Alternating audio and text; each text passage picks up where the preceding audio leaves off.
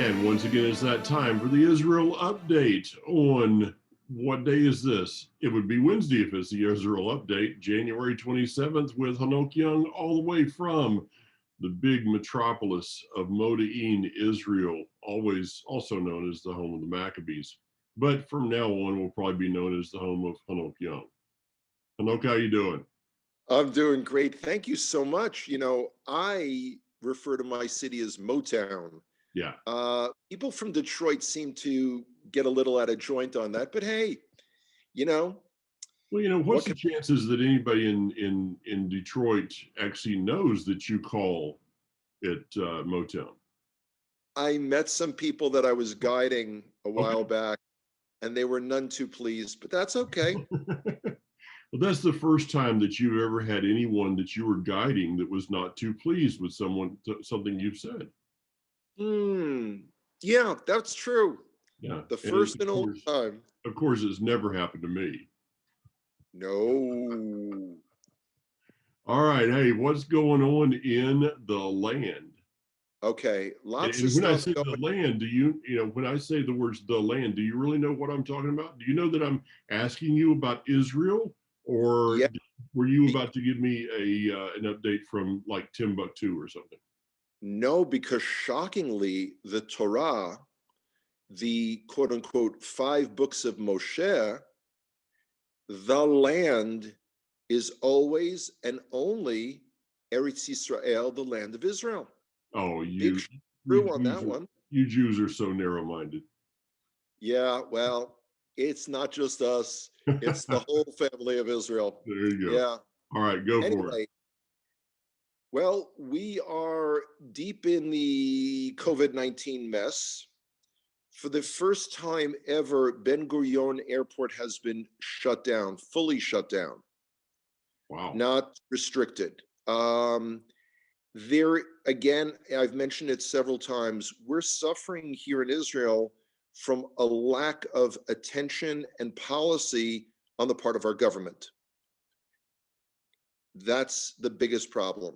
We are the only country in the world that has shut down access to them. Wow. Everyone else in the world has found a way of dealing with or regulating, but that requires thought and discussion, and we don't seem to have the time for it.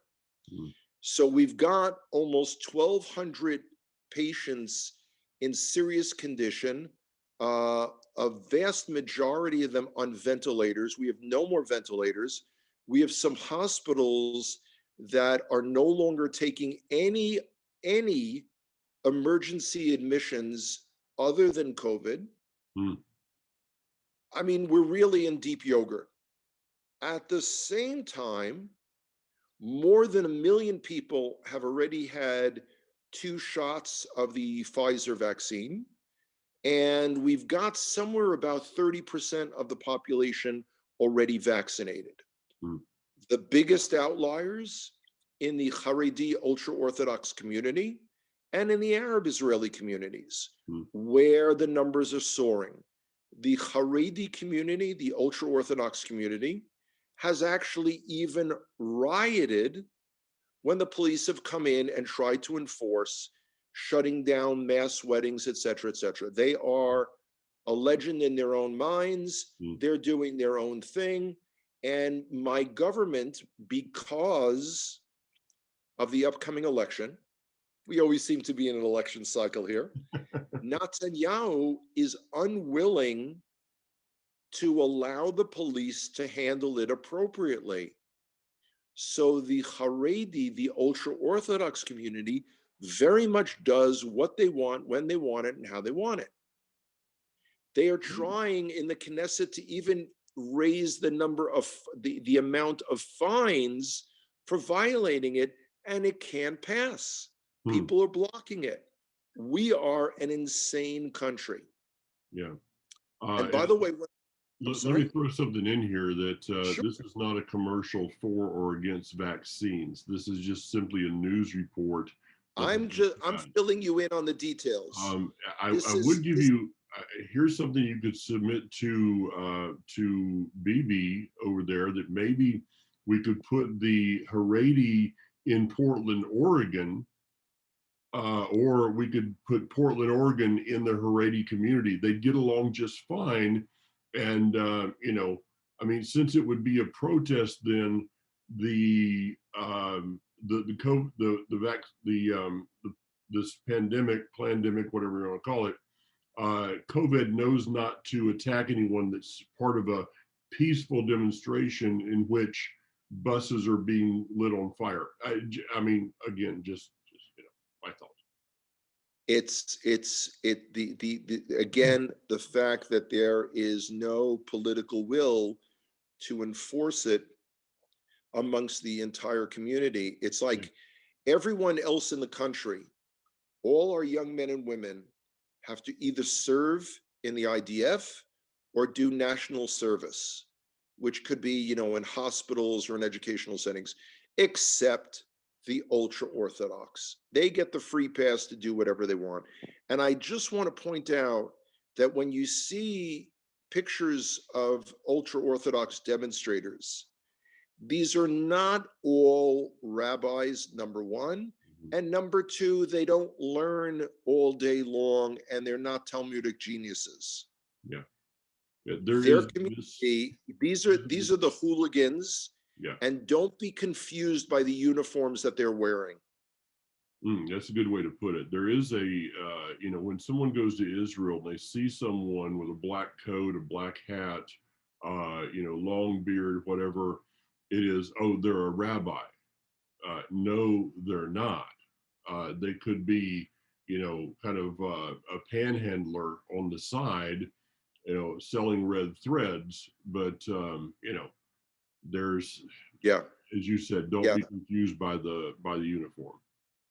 Yeah, in the same way that growing up in an Irish Catholic neighborhood, I remember all the girls in the neighborhood who went to the local Catholic school, Our Lady of Refuge, which was near a few blocks away, was Our Lady of Mercy. There were a lot of Our Ladies in that neighborhood, and they all wore these uniforms. But I got to tell you something, they were about as far from religious in their behaviors, and we can just leave it at that because this is a family-oriented show. That's probably a good idea that we just leave that one alone. Yeah. Okay. Well, mark this down as 1 out of 1 that Hanok and myself have used a moment of discretion. Yes. Again, don't look for 2 out of 2, but 1 out of 1 has happened. Not coming this year.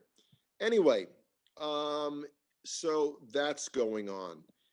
There is tremendous concern here that based on the foreign policy direction of the Biden administration and the people that he's put in positions to negotiate with the Iranians, we here in Israel expect America to roll over and play dead with Iran yet again. Yeah. And it's a not well-concealed secret that our military is preparing seriously and has military options on the table to deal with the Iranian nuclear threat, because it's not an empty threat.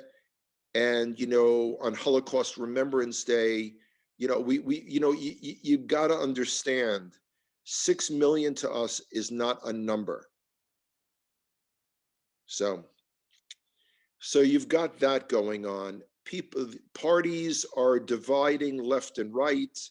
I can make no prediction for our elections on the 23rd of March, other than it's likely to be chaos. And I don't expect a government to be formed immediately after that.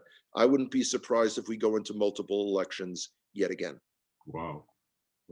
That's so. And of course, they're talking about extending the lockdown beyond January 31st, extending the closure of Ben Gurion Airport. And this is the first time in history that Israelis abroad cannot come back in, and that people, Jews making aliyah, Jews immigrating to Israel right now, for the last few days cannot come in. First time ever in history. Wow. So when I didn't even think about that. So even someone that had scheduled to make Aliyah, it cannot. There's no way. Unless there's special permission and the government allows in a special flight. I mean, the problem is here, there are rules and there are exceptions all the time. Mm-hmm. It reminds me, I was in the tour guide course when I went and got my driver's license changed to an Israeli driver's license.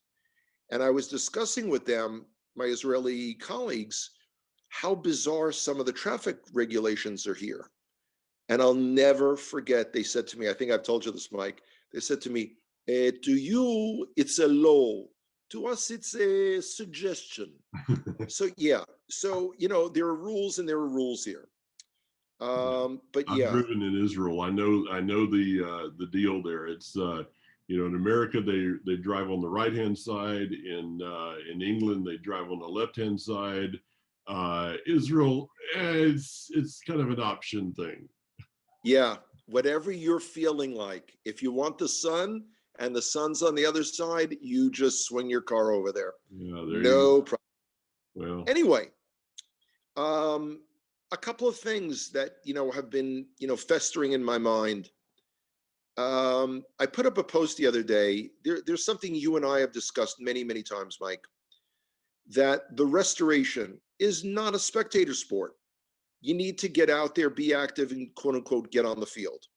and So I had that idea actually came from me originally because of a mutual friend, BB Stevens, who said one time regarding worship, when we go into a time of worship of the Creator, that it should not be a spectator sport. It should be full contact.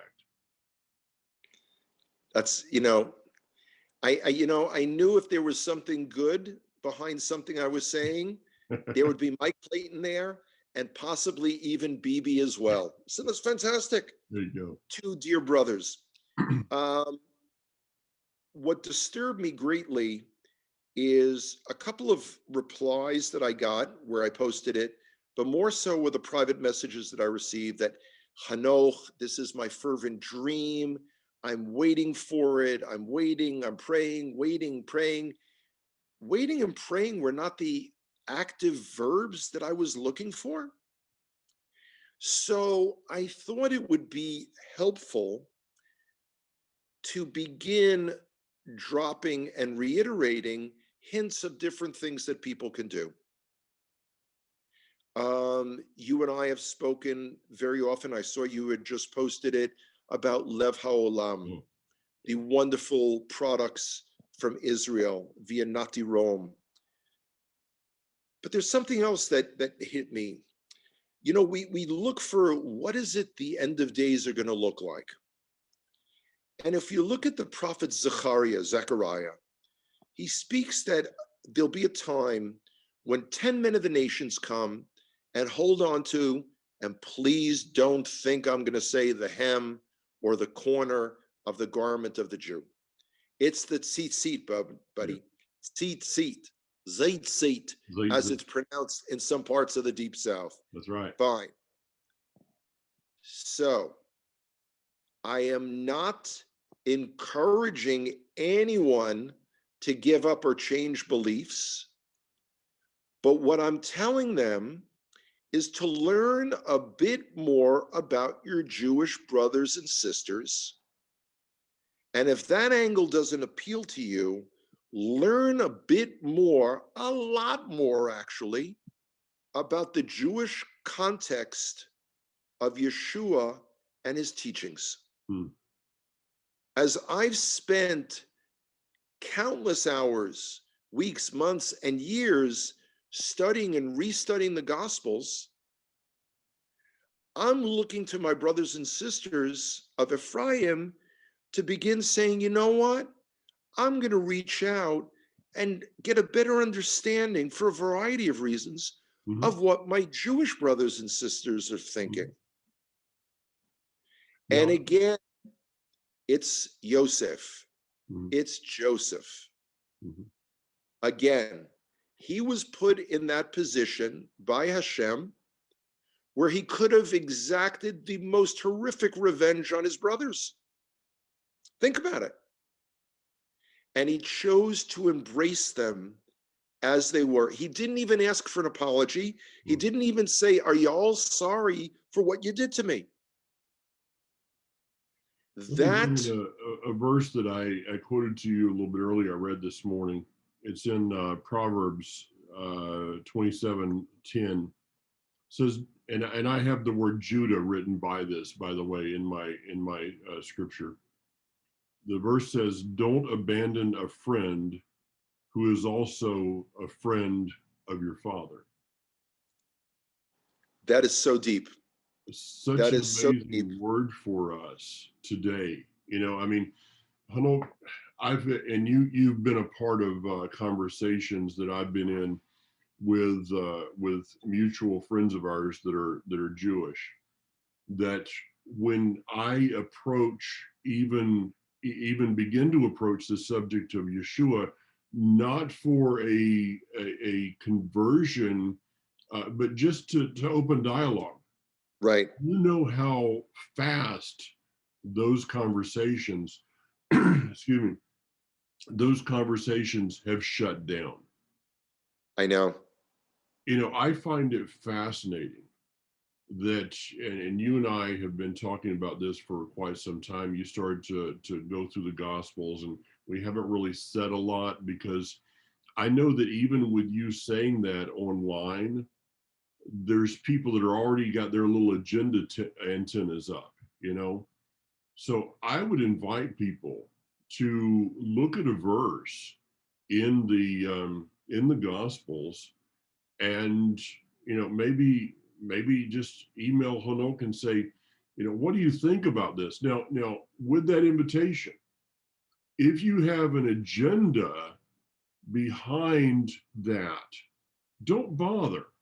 Okay, No. because I can tell everybody Hanok's pretty good at sniffing this stuff out. So am I on the other side. But here's that's an amazing resource to just be, because I found that as well. Let me say it like this: I had a conversation with a mutual friend of ours. We've got a lot of those. Who was talking to me about For better or worse, Mike, for better or worse. we were talking about the letters of Shaul, or maybe you'd call him Paul, but the letters of Shaul, and we were kind of discussing this. And I said, your problem is you're reading the letters of Shaul like a Christian. I said, if you'd read them like a Jew, they might make more sense to you. And this person just kind of looked at me and said, I think you're probably right. When we look at, I still bring my Southern Baptist, Charismatic, Pentecostal, Messianic, all that. I still bring my baggage in. When you're reading the Gospels, you're seeing things that I don't know about that are going to help me Right. in where I'm at. So I think this is a great resource. Lev Ha'olam. I Yeah. know it's $100 a month, but let me tell you, last month, Nadi went over the top with the box from Israel. It was absolutely amazing what they're doing. Other resources, the commentaries of Rav Kook that someone can get online. You can subscribe to that. It's no cost.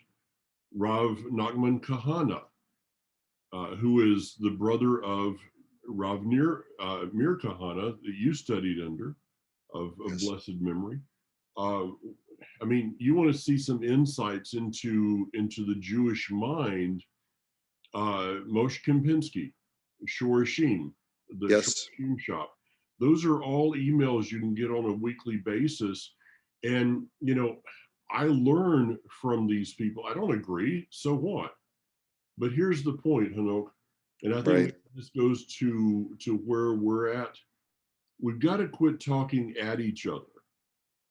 Absolutely. Start talking with each other. I've reached out to Nakma Kahana. And we have, if I can ever get back to the land, we have an appointment to meet. So we can talk with each We're other. closer than further. There We're you go. close. Now, what's interesting is where it appears that we're so far down in this COVID quicksand, it will turn around. Now, having said that, I have another resource to share. People write me very often about what do I do to learn Hebrew? And they want to sign up for all kinds of expensive courses. Duolingo. You can get it on your phone, you can get it online. Duolingo. It's free. Okay. Just in case you didn't hear me, y'all, listen, it's free. It's very helpful. It could take you from not knowing the difference between an aleph and a bet to how to pronounce, how to read, and it's free. All you need to do is schedule a little time, and it could be, 10 minutes a day. Give yourself 10 minutes a day. That's all. And you'll see how much you'll be able to pick up. And for instance, it was a number of years ago, I was guiding someone and we were on a bus together, a commercial bus in Jerusalem. And I pushed the button for, to say that, we would be getting off. And of course, the sign in the front lights up, Yetziah. So he was trying to pronounce it. So I walked him through how to pronounce it. And he's like, okay, I got to remember that. I said, here's a way to remember it. The Exodus from Egypt. Oh, yeah. Yetziat Mitzrayim. Whoa. The idea that we actually use the words that are in the Tanakh is like the top of his head. I'm glad he was wearing a cap. I thought the top of his head was going to blow off. Well, okay, great resources, good stuff for us to, these are all things we can do. This is all we can do. It's not about, sometimes it's not about the big things, it's the little stuff. And then also having the discernment. And I just want to throw this one out. There are Christian ministries today that have now teamed up with the what is the one that Eckstein used to have? International Christians and Jews or something. Yeah, the one that his daughter runs. Yeah. Folks, you can give where you want, but just stop and consider for a moment the amount of money that it takes to do all that advertising, and just ask yourself, am I maybe getting more to the actual people of the land by supporting Lev HaOlam or supporting Facebook advertising? Just a thought. Okay. You're totally on target with that, Mike. And I do, both you and I have offered everyone repeatedly that we would be happy to give suggestions of places that you can donate, places where, someone wrote to me and said, every ministry here in Israel, and of course they include Jewish organizations in quote unquote ministries. That's a sensitive term, but okay. And they said, well, and I said, I don't personally support organizations that people make a living from. Sorry, and they said, well, everyone does. And I gave them a list. And these are people that you deal with extensively, Mike, in places like, okay, I'll be vague, I won't mention names, but places like Itamar and places like the Jewish Quarter, and where the money goes directly to those people who need it. Rabbi Eckstein may have done good work in his lifetime, but according to Google, he was earning over $850,000 a year in salary with all of his expenses paid, a house, et cetera, et cetera. And I'm sorry, the needs here are too great. And while we're talking about money, let's get back to connecting with the land. Most everyone that I know in America, thank God, is not in the situation that I'm in of not being able to work and not having unemployment insurance or anything like that. They're working. You should be saving. Y'all can't go out to restaurants. You can't go on vacation. Save that money. As soon as things open up here, Be'ezrat Hashem, with God's help, in the fall, I want to see everyone that we know. Yeah. And again, it's not so much that you have to see Israel as much as Israel is to see you. Yeah, that's whatever stimulus check you get, maybe that would be a great down payment for a trip to Israel somewhere. It would probably be more life defining in the end than another flat screen TV. Or y'all don't need to save up on any more rolls of toilet paper. 4,200 rolls and a family of 4 is more than enough for a lifetime. Just Wow, saying. I'll have to tell my wife that. Please don't talk bad about Kathy. I adore her. Don't start. Don't start. All right. Very good. Well, hey, and just in case someone doesn't know, this weekend on Shabbat, Bezrat Hashem, I'll be over with another mutual friends of ours, Jen and Craig Odell. I'll be at Gates to Zion in Columbia, South Carolina, and be working with some other mutual friends, the Exodus Road Band. They're going to be there. Fantastic. Live. Do you know what's amazing? I was just thinking of Jan and Craig literally an hour ago as I was online placing an order with a company called Muscle and Strength for protein powder. And they are headquartered where? West Columbia, South Carolina. All right. Well, bless their hearts. Pick up the order for you, but there's no way for me to deliver it. No, that's okay. All right. Hey, take care. We'll talk soon. You too, bro. Take care. Shalom.